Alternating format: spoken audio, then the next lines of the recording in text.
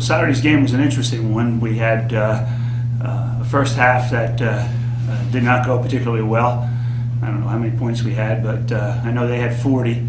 And when I looked at the clock in the second half, I think there were like 3 minutes left. They only had 14. They had 34. So, we gave up 40 points in a half, and then maybe 19 in the second half. So, defensively, there was a big difference.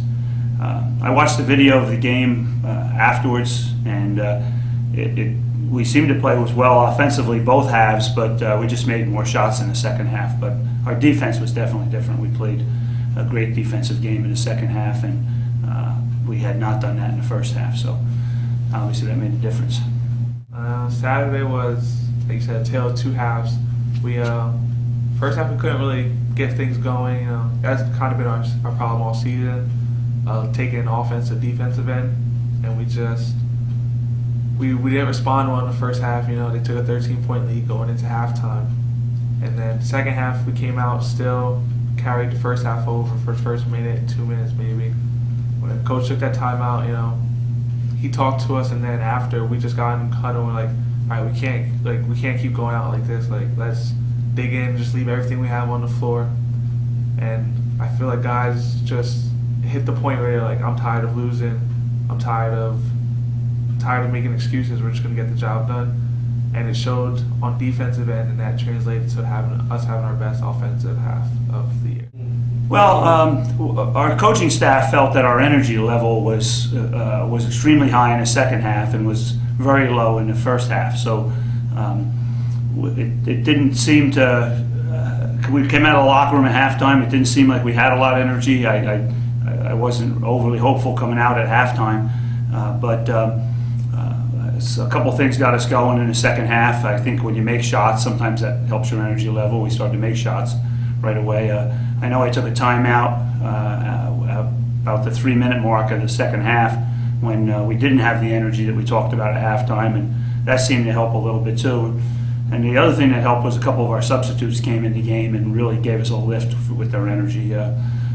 Riley Hengler and Sean Hanna's energy levels were extremely high when they came into the game in the second half, and that got us going pretty well. And so it just carried over to everybody, and once we got going, it was we were dominant in the second half. Being the captain this year, it's been interesting. It's a tough year. Second year as being a captain, and I feel like I grew up a lot from last year. Last year, you see me yelling and getting frustrated with more, like, especially in this situation, I've probably been really, really frustrated. But now I'm able to keep my cool and talk to guys and try to help guys out of their slumps, even if I'm in a slump.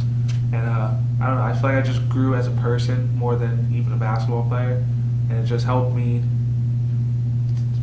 It's going to help me in my career because I can deal with adversity now. It's proven.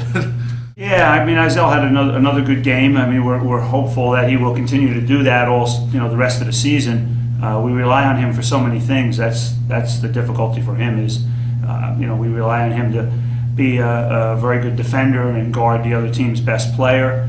We rely on him for scoring on a jump shot.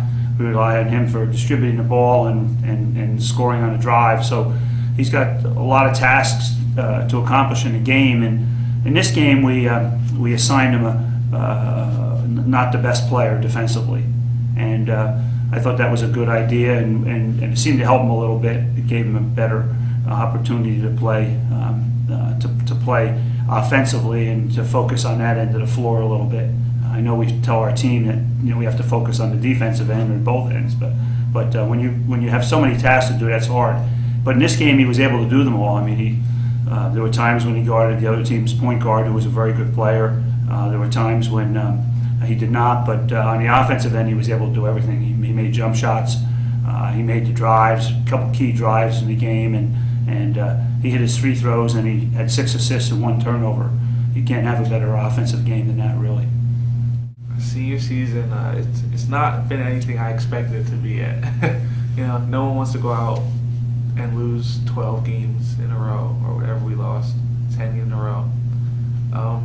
But it's a learning experience, and coming into the season, I knew we had the talent to do it, but it was just a matter of getting it done. You know, when you lack experience, people don't understand how much experience means, and I didn't know how much it meant until I had experience under my belt and I was trying to help lead others, and that kind of changed that changed my mindset of what a successful senior year was.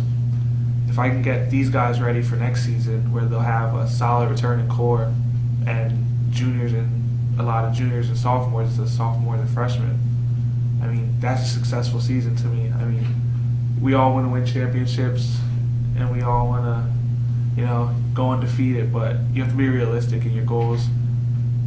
And, you know, goals change time to time. And, you know, so I'm not giving up on playoffs. You know, no one on the team is. We still have a chance. So we're just going to go out and play every game and try to grow each and every game.